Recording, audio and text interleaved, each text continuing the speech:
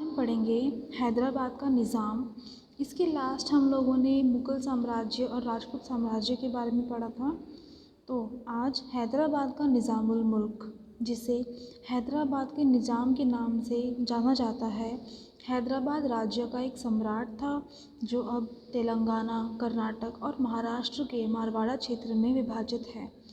हैदराबाद जो कि अब तेलंगाना, कर्नाटक, महाराष्ट्र के जो मारवाड़ा क्षेत्र हैं उसमें डिवाइडेड है। वहाँ का एक सम्राट था जिसका नाम निज़ाम था, जिसको निज़ामुल मुल्क भी कहते थे।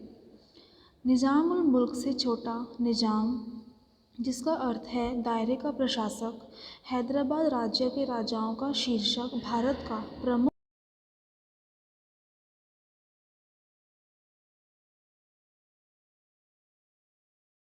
राजकुमार निज़ाम था।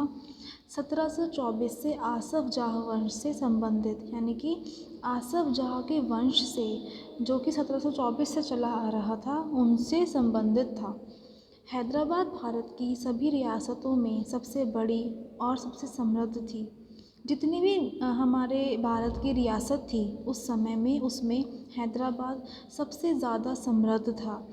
हैदराबाद की अपनी सेना थी, अपनी एयरलाइन थी, अपनी दूरसंचार प्रणाली थी, अपना रेलवे नेटवर्क था, अपनी डाक प्रणाली थी, मुद्रा थी, यानी कि अपने ही तरह के उनके कॉइन्स चलते थे, और अपनी ही तरह का उनका रेडियो प्रसारण सेवा भी थी।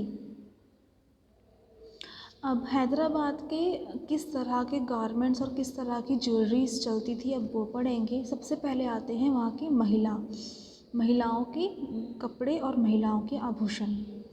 खारा दुपट्टा या खड़ा दुपट्टा जिसको हम कहते हैं, जो बहुत खड़ा हुआ रहता है, एक कुर्ता, चूड़ीदार और 6 गज का दुपट्टा से बना एक पहनावा, और पारंपरिक रूप से हैबादी दुल्हन द्वारा पहना जाता था। एक खड़ा दुपट्टा था जो वो लोग पहनते थे, एक कुर्ता साथ में जिसको हम अंगरखा कहते हैं, चूड़ीदार साथ में पहनते थे नीचे, और साथ में एक 6 गज का दुपट्टा था जिसको वो घूंघट की तरह पहनते थे। इस तरह का वहाँ का पारंपरिक पहनावा था जो कि वहाँ की दुल्हन के द्वारा पहना जाता था। मतलब वहाँ की जो ब्राइड होती थी वो इस तरह का पहनावा पहनती थी। कभी कभी कुर्ता बिना आस्तीन का भी होता था और एक चोली से मिलता जुलता कोटी के ऊपर पहना जाता था। एक तरह की कोटी वो लोग पहनते थे।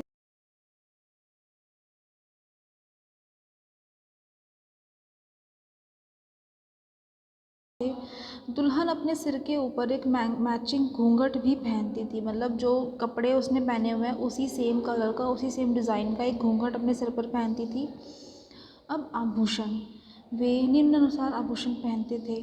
टीका, झूमर, नाद, चिंताक जिसे जड़ाऊ जेवर के नाम से जाना जाता है, कानफूल, सतलदा, रानी हार, जुगनी, गोटे, पायल, गंटियान, ये उनकी ज्वेलरीज़ के नाम हैं जो ज्वेलरीज़ पहनती थी दुल्हन भी आप कह सकते हैं, या फिर जो महिलाएं भी थी वो इस तरह की ज्वेलरीज़ पहनती थी।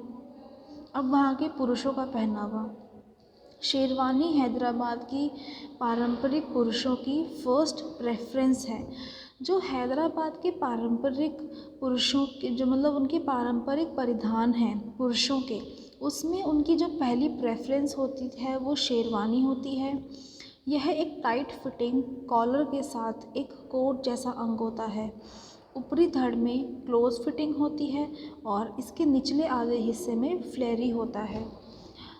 शेरवानी तो आप सबको मालूम ही है। शेरवानी में क्या होता है कि ऊपर एक कॉलर होता है, ऊपर से वो टाइट फिटिंग होता है, ठीक है, और नीचे आके वो थोड़ा सा फ्लेरी हो जाता है, यानी कि थोड़ा सा खुला होता है ना। तो ये इस तरह की शेरवानी वहाँ की पारंपरिक पोशाक थी। इसमें आम तौर पर 6 या 7 बटन होते हैं, अक्सर विशेष अवसरों के लिए सोने की संप्रभुता से बने होते हैं। आमतौर पर इसमें 6-7 बटन लगते हैं, और अगर किसी विशेष अवसर के लिए डिज़ाइन किया गया शेरवानी हो तो उसमें गोल्ड के बटन्स भी लगते होते थे। सामग्री आमतौर पर रेशम या ऊन होती है।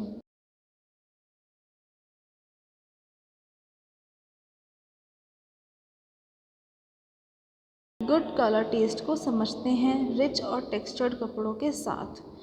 एक दूल्हा अपनी शेरवानी के लिए किसी गोल्ड की ब्रोकेड का इस्तेमाल कर सकता है, लेकिन नॉर्मली जो वो लोग पहनते थे उनका उनका टेस्ट बहुत अच्छा होता था, बहुत अच्छे कलर का होता था, बहुत रिच और टेक्सचर्ड कपड़े वो लोग चूज़ करते थे अपनी शेरवानी के लिए।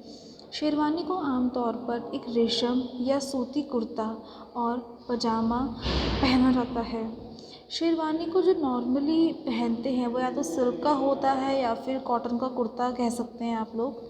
शेरवानी का संबंध हैदराबाद से है, हालांकि यह शेष भारत और पाकिस्तान में फैल गया है। शेरवानी का जो संबंध है वो जनरली हैदराबाद से है, लेकिन अब इसका इतना ज़्यादा ट्रेंड इंडिया में फैल चुका है कि ये मतलब इंडिया और पाकिस्तान के काफ़ी क्षेत्रों में इसको बहुत पसंद करते हैं। प्रधानमंत्री जवाहरलाल नेहरू ने इसके डिज़ाइन को अनुकूलित किया और इसे अपने ट्रेडमार्क यानी कि नेहरू जैकेट के रूप में बदल दिया। एक आप लोगों ने बहुत सुना होगा नेहरू जैकेट, है ना। प्रधानमंत्री जवाहरलाल नेहरू जी ने इस डिज़ाइन को भी अनुकूलित किया और इस तरह की नेहरू जैकेट के नाम से अभी मार्केट में एक बहुत ट्रेंड है। लोग जैकेट्स पहनते हैं जिसको नेहरू जैकेट वो लोग कहते हैं। तो इस तरह का ट्रेडमार्क जवाहरलाल नेहरू जी ने अनुकूलित किया। ये हैदराबाद के निज़ाम के कपड़े हैं जिस तरह के वो लोग पहनते थे। इसमें 3 तरह की अलग अलग शेरवानियाँ हैं जो उन लोगों ने जो उस समय के मेल्स ने पहनी हुई है।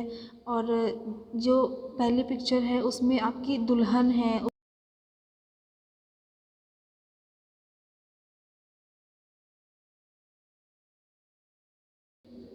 अब उस समय का टेक्सटाइल और डाइस अपने मजबूत डिज़ाइन, भव्य सामग्री और बोर्ड कारीगरी के लिए उल्लेखनीय ये वस्त्र दक्कन की कलाओं के सर्वोत्कृष्ट गुणों का प्रतिनिधित्व करते हैं।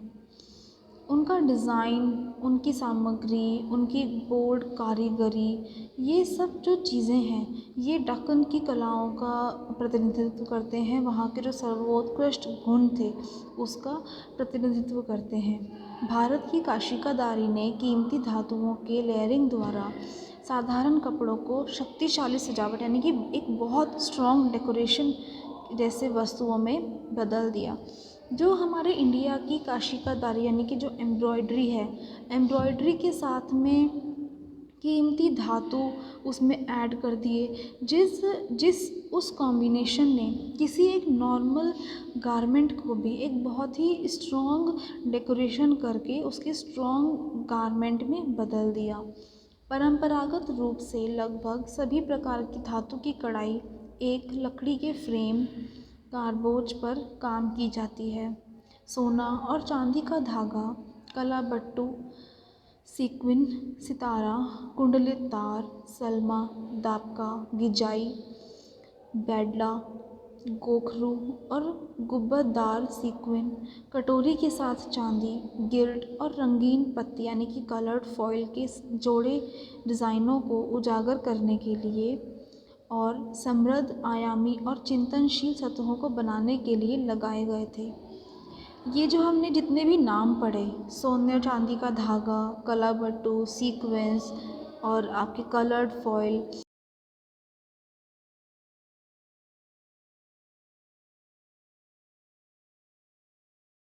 कि किसी नॉर्मल गारमेंट को भी वो बहुत डेकोरेटिव गारमेंट बना सकते हैं।